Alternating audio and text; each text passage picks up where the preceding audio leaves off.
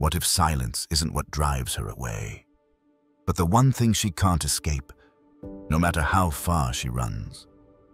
In the aftermath of a loss, we are taught to chase, to fix, to speak our pain before it eats us alive. But the truth is, when you step back, when you say nothing, when you disappear without bitterness, that's when her mind starts chasing you. You see, the female psyche is tuned to emotion, to presence, to pattern. And when you cut the pattern, when your attention vanishes, what's left behind isn't peace. It's psychological residue, doubt, echoes, and a deep internal discomfort that no one else can soothe. No contact isn't about hurting her. It's about healing you. And ironically, in that healing, you become unforgettable not because you begged her to remember you, but because you allowed her to confront the silence she can't control. This isn't cruelty, it's clarity. The moment you stop giving her emotional access, she no longer sees you as a man in pain. She sees you as a mystery, and nothing haunts the human mind more than a story left unresolved. So, if you're ready to reclaim your peace, let her silence herself in the weight of your absence, and step fully into your own power like this video. Subscribe and comment below. I don't chase peace, I became it. Let's begin. Number 1, the cold silence that speaks louder than words. Right now, she expects noise, an emotional outburst, a heartfelt message, a desperate, "Please talk to me." That's the rhythm of most breakups. One leaves, the other chases, and in her mind, she assumes you'll follow that script. But this time, you don't. You disappear not to hurt her, but to protect yourself. And that's silence, that's not weakness. That's strategy. Silence after a breakup isn't passive, it's surgical. It cuts through the emotional fog and leaves a space she can't fill with certainty. Every day you don't reach out, the frame shifts. You stop being the man who needs her and become the man she can't read. And that unreadability, that's what lingers. Most women don't fear losing love, they fear losing control. When you were always available, always explaining, always there, she held the power. But now, she's alone with the decision she made, along with the echo of your absence, along with the weight of wondering if she miscalculated what she thought was predictable. According to Stoic philosophy, silence is not avoidance, it's command. Marcus Aurelius wrote, "You have power over your mind, not outside events. And when you stay silent, you reclaim your mind. You no longer give your peace away to someone who didn't value it when they had it. You become emotionally unavailable, not out of coldness, but out of clarity. Here's the pivot. Instead of reacting, you reflect. Instead of reaching out, you reach inward. The battlefield is no longer between you and her, it's between you and your old need for validation. And every hour you stay quiet. You're not just ignoring her, you're rebuilding you. The real power of silence lies in its psychological impact. It creates pressure, not through aggression, but through absence. She begins to question, why isn't he breaking? Was I more replaceable than I thought? Has he already moved on? Your silence becomes a mirror, and not everyone likes what they see in it. In practice, this means no checking in, no breadcrumb messages, no vague, "How are you?" texts. You remove yourself entirely, not because you're bitter, but because you're done handing your dignity to someone who didn't protect it. And when done with discipline, your silence becomes unforgettable. It doesn't just make her wonder if she made the wrong choice. It forces her to sit with the possibility that you were the prize, and she let you walk. If you've ever used silence, not as revenge, but as self-respect, declare it below. I didn't stay silent to be missed. I stayed silent to find myself. Number 2, the power of saying nothing because you don't need to explain. Right now, your fingers itch to type. to send the one message you think might change everything. The explanation, the final clarity, the emotional summary of why you loved her, why you hurt, and why you didn't deserve to be left behind. But before you press send, pause, because here's the truth. Every explanation is a quiet plea, a whisper that says, "Please understand me. Please validate me." And when you do that, you surrender power not just to her judgment, but to your past self. The one who still needs her approval to feel whole. She chose to leave. That was her statement, and your silence. That's your answer. Stoicism teaches restraint not as avoidance, but as inner strength. Epictetus reminds us, it is not things themselves that disturb us, but our opinions about them, and the opinion that you must explain yourself to be at peace. That's the first lie you must let go. Every message you send after goodbye is a crack in your armor. Every effort to make her see your side only confirms you still orbit her perception. But silence.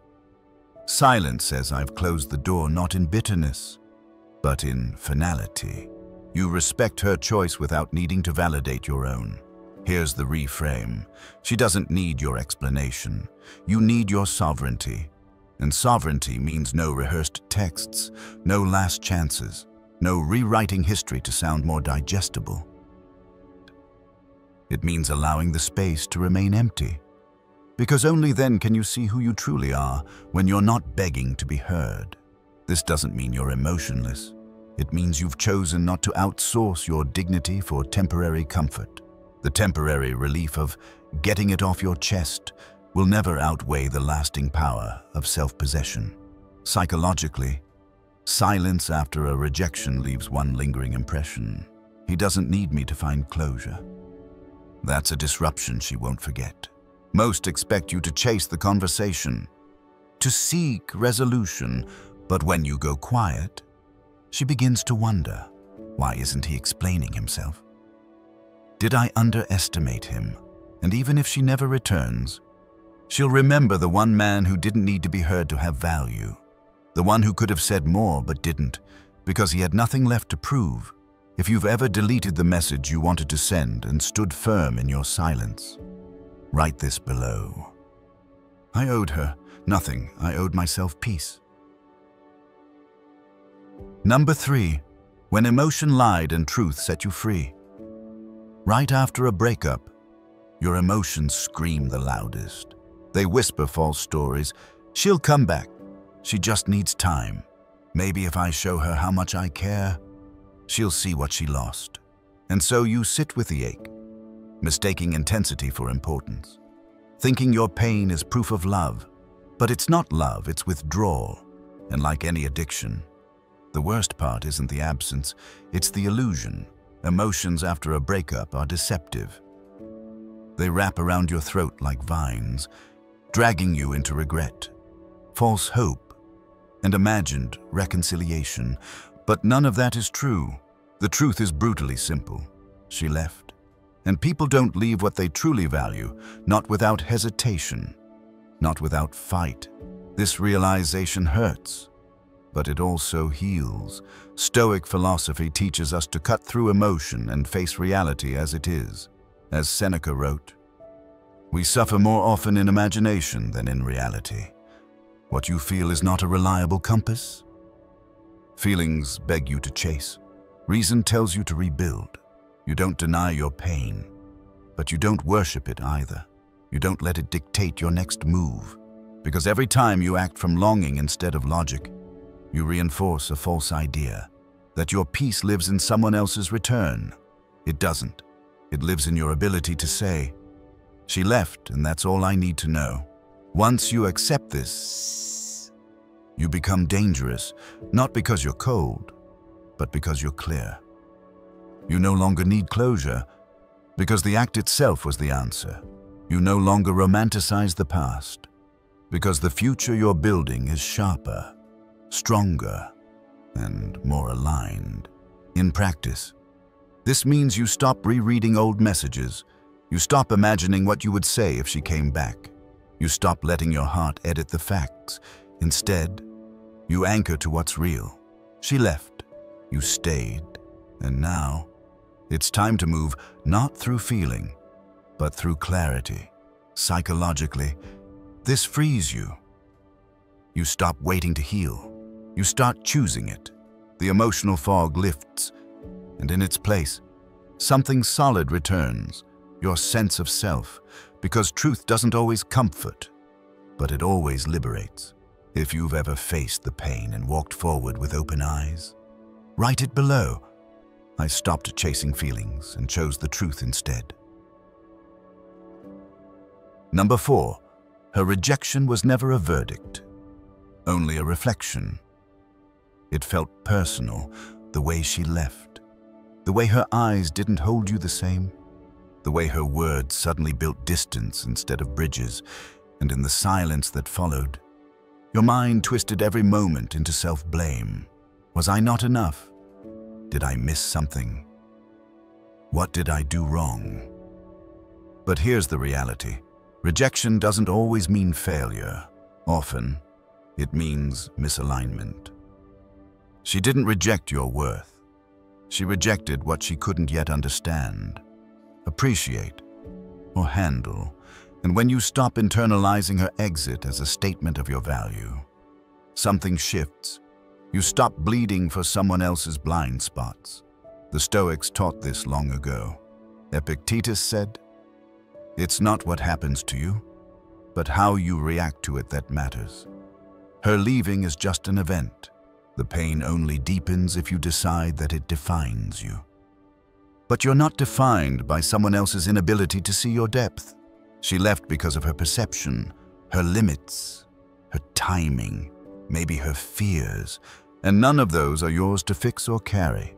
When you see rejection not as judgment, but as feedback, you no longer defend yourself, you develop. You no longer chase understanding, you rise above it. That shift takes you from victim to observer, from broken to building. The reframe is powerful. She didn't see me, so now I'll become the man who no longer needs to be seen by those who lack clarity. In practice, this means you stop asking, "Why didn't she choose me?" and start asking, "Why was I willing to give so much to someone uncertain?" You pull your focus inward. You refine your path. You rebuild your energy, not to prove her wrong, but to prove to yourself that her opinion is not your identity. Psychologically, this changes everything. You no longer seek redemption from her. You seek evolution within you. Her rejection becomes fuel, not for revenge, but for rebuilding. You grow in silence. You sharpen your mind, strengthen your body, elevate your circle. You become harder to access, not because you're bitter, but because you're now aligned with your values. Let her rejection be the mirror that shows you the parts of yourself you were giving away too freely. And let that mirror become the reason you now walk with quiet strength. If you've ever turned rejection into reflection and reflection into rebirth, speak it now. Her rejection didn't break me, it revealed me. Number 5, the obsession that quietly destroys your power. You check her profile, scroll through old messages, replay the last words she said like a broken ritual. You think it's love, but it's not. It's an obsession. And the longer you feed it, the more it eats away at your dignity. Obsession after loss feels like loyalty. It feels like hope, but what it really is self-abandonment. You leave your life, your purpose, your power, just to orbit the ghost of someone who already let go. And every time you watch her stories, overanalyze her silence, or imagine what she's doing, you're not holding on to her, you're letting go of yourself. This is where most men fall, not in the heartbreak, but in the obsession that follows. Because obsession isn't connection, it's a submission. You hand her the keys to your energy, your attention, your worth. And the worst part, she doesn't even know she holds them. Stoicism cuts through this illusion with brutal clarity. Marcus Aurelius taught, "You have power over your mind, not outside events. Realize this, and you will find strength. Obsession is what happens when you surrender that power, when your thoughts no longer serve your direction, but spiral around someone else's indifference. But here's the shift: what you can't control, you must detach from, not out of anger, but out of necessity.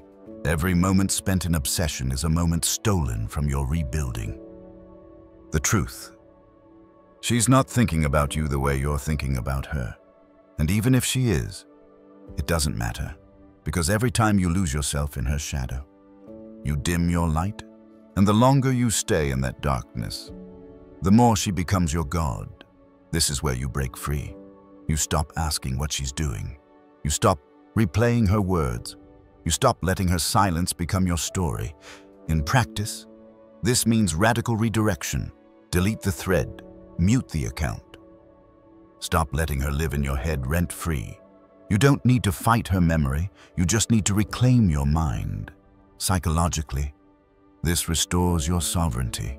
You become someone whose energy returns to him, whose power isn't scattered across screens and timelines, but forged in silence, in solitude, in self-respect.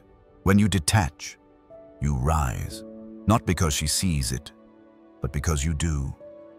If you've ever broken the cycle of obsession and chosen your strength over your suffering, speak it now. I stopped chasing her shadow and chose to walk back into my light. Number 6, the pull. She feels when you let go for real. You thought detachment meant walking away. But real detachment is deeper. It's not just leaving, it's no longer needing. It's the moment you stop checking her page. Stop wondering if she'll come back. Stop feeling that silent hope burn in the background of your day. That's when she feels it. Not your absence, your indifference. You see, as long as you still care, she can still feel it. Energy doesn't lie. Women are attuned to it in ways words can't disguise. She knows when you're waiting, even in silence, knows when your no contact is really a countdown.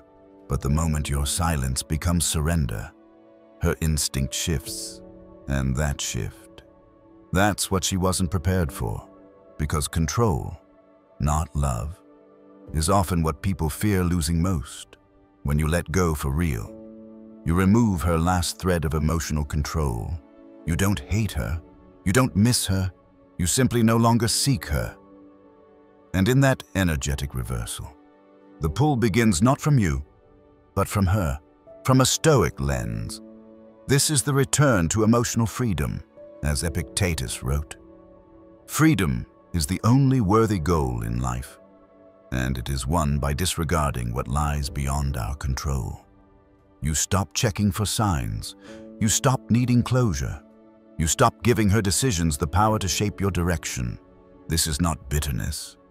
It's balance, not arrogance, but awareness. You know now that what's meant for you doesn't need to be chased, and what left you doesn't deserve to define you. In practice, this means showing up for your own life again, going to the gym not for revenge, but because your body deserves strength, pursuing your work not to be admired, but because it's your calling, connecting with others not to replace her, but because your life deserves expansion, psychologically. This is when curiosity blooms on her side. She expected you to stall, to spiral, to stay available even in absence, but now she wonders, why doesn't he check in? Has he replaced me? Was I not as valuable as I thought? And that storm that belongs to her now.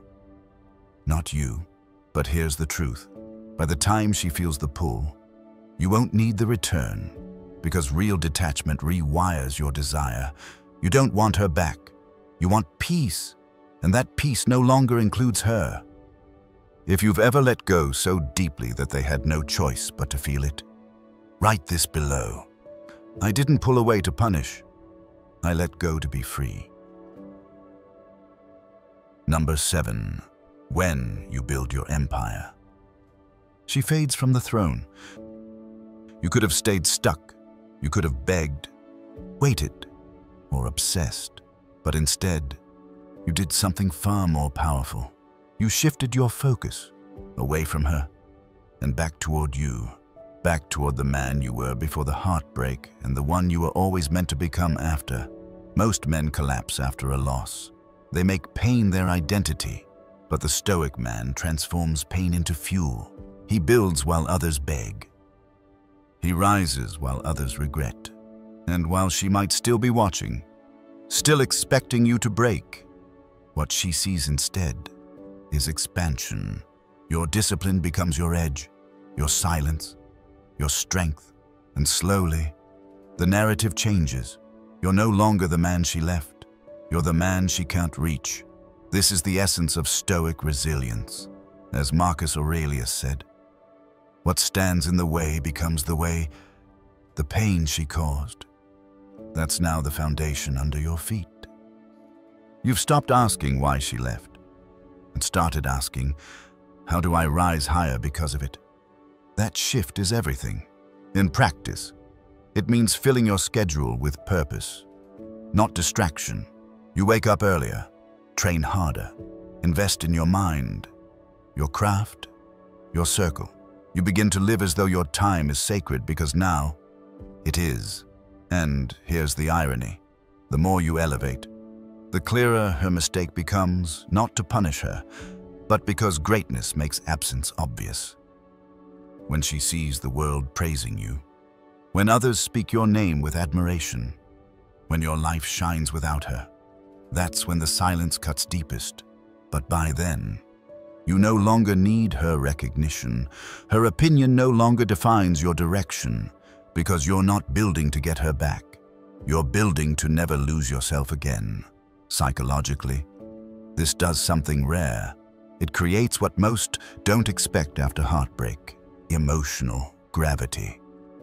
She feels pulled, not by your need, but by your transformation. Not because you asked her to look back, but because you gave her something undeniable to look at. And whether she returns or not, the win is already yours, because you've outgrown the version of you that once waited for love to give you value. You've become the man who creates it himself. If you've ever turned heartbreak into horsepower, speak it now. I didn't chase her. I built what she could never control. Number 8. Your scars weren't meant to be hidden. They were meant to shape you. There's a story behind your silence now, a pain that once screamed but no longer begs to be heard, not because you've forgotten, but because you've accepted. The scar remains, but the wound is closed. And that scar, that's your strength, not your shame. You see, the world tells men to move on, fast, to distract, to pretend they're unaffected. But Stoicism says otherwise. Marcus Aurelius reminds us. The impediment to action advances action. What stands in the way becomes the way. Your pain wasn't a detour. It was the path. Every sleepless night, every moment you almost called, every time you broke down alone but stood up anyway, those weren't signs of weakness. They were your crucible. The fire that didn't consume you, it refined you. Most people try to erase their emotional history, but you chose to learn from it. You faced the truth. She left. It hurt, and you survived. More than that, you evolved. And that's what separates men who grow from those who stay broken. They carry their pain with presence, not pity. The scar tells a story she may never hear, but you will never forget. And in that story is the seed of your next chapter. Not just a stronger man, but a deeper one. A man who no longer avoids pain, but understands it. Who doesn't fear heartbreak, but respects it because he knows how much power it can hold when it's alchemized, not avoided. In practice, this means you no longer hide your story. You wear it with quiet pride. You don't dwell, but you don't deny. And when others ask how you became this steady, this clear, you don't quote books. You simply say, I survived something that was meant to break me. and I built something better in its place, psychologically. This is where emotional maturity is born. You're no longer afraid to love again, not because you need it, but because you're no longer ruled by fear of losing it. Your scar isn't an open invitation, it's a quiet warning. I've been through fire. I don't play with sparks anymore, so no, you're not the same man. And that's the point. She may remember who you were, but she'll never fully grasp who you've become, because the new version of you, he wasn't born through love. He was forged in the loss of it. If you've ever turned heartbreak into depth, pain into presence, write it now. My scar didn't mark the end. It became my beginning. Number 9. She came back, but you are no longer reachable. She thought she could leave and return to the same version of you, the one who once waited, who answered quickly, who bent without being asked. But when she finally reached out through a message, a glance, a subtle like you weren't there, not physically, emotionally, because the man she once knew had outgrown her memory of him. This is what happens when you evolve without the need for closure. She didn't expect your silence to be a path forward. She thought it was a phase, but silence, when practiced with discipline, transforms a man. It doesn't just distance you, it elevates you. And when she came back, she was met with something unfamiliar. Detachment, not bitterness, not anger, just a calm she couldn't penetrate. This is where the Stoic path becomes undeniable. Epictetus once said, "Freedom is the only worthy goal." And emotional freedom isn't when she texts you again. It's when you no longer need her response to feel whole. It's when you realize her return is irrelevant to your direction. The dynamic has shifted. Before, her approval was oxygen. Now, her attention is just noise. She may try to rekindle what once was. Ask how you've been. Float small tests to see if the door's still open. But the real power is in your response or lack of one. Because you're no longer reachable at the level she left you in, and the altitude you've climbed to. It requires more than just regret to be accessed. In practice, this means no emotional reward for her return, no long messages, no memory-fueled reactions, just clear boundaries, subtle presence, indifference, not as cruelty, but as clarity, because the man you are now doesn't chase reconnection, he invites only resonance. Psychologically, this reversal creates a deeper impact than any apology could. She sees it in your posture, feels it in your tone, recognizes it in your energy. You didn't just move on, you ascended. And that's what she can't control or undo. She left a man who still sought her. She returned to a man who found himself, and that discovery. That's the real loss she'll carry. If you've ever become unreachable to the person who once took your presence for granted, say it now. She came back to the door she closed, but I had already walked through a better one. Number 10. No contact was never about her. It was about reclaiming you. At first, the silence felt unbearable, like something was missing, like you had cut a part of yourself off just to survive. No contact felt like punishment for her, for you. But as the days passed and your mind cleared, you realized something profound. This wasn't about her at all. It was about returning to yourself. No contact isn't revenge. It's restoration. It's the quiet discipline of rebuilding the man that emotional chaos tried to dismantle. It's the refusal to keep bleeding for someone who kept watching. It's the ultimate declaration that your peace is no longer up for negotiation. Most people use distance as a tactic. You didn't. You used it as a sanctuary, a way to silence the noise long enough to hear your own voice again. And in that silence, the illusion faded. The illusion that you needed her to feel whole, to be seen, to be worthy. Stoic philosophy echoes this clarity. Marcus Aurelius wrote, "The tranquility that comes when you stop caring what they say or think or do. That's what no contact gives you, not control over her, but freedom from needing her. And here's the truth. Few admit no contact only works when it's real, when it's not a countdown, not a game, not a manipulation. It works when it becomes a way of life. When you stop checking your phone, stop hoping she breaks the silence. When you can see her name and feel nothing, that's when you've won. Because the end goal isn't to get her back, it's to get yourself back. The version of you who doesn't flinch at memories, who doesn't rehearse conversations in the shower, who doesn't lose hours wondering what if. The man who walks forward with clarity, not nostalgia. In practice, this means no halfway exits, no cryptic posts, no watching her stories under burner accounts. You disappear not to provoke her, but to purify yourself. And what returns in her place is vision, routine, strength. People who reflect your new standard, not your old wounds. Psychologically, this rewires your nervous system.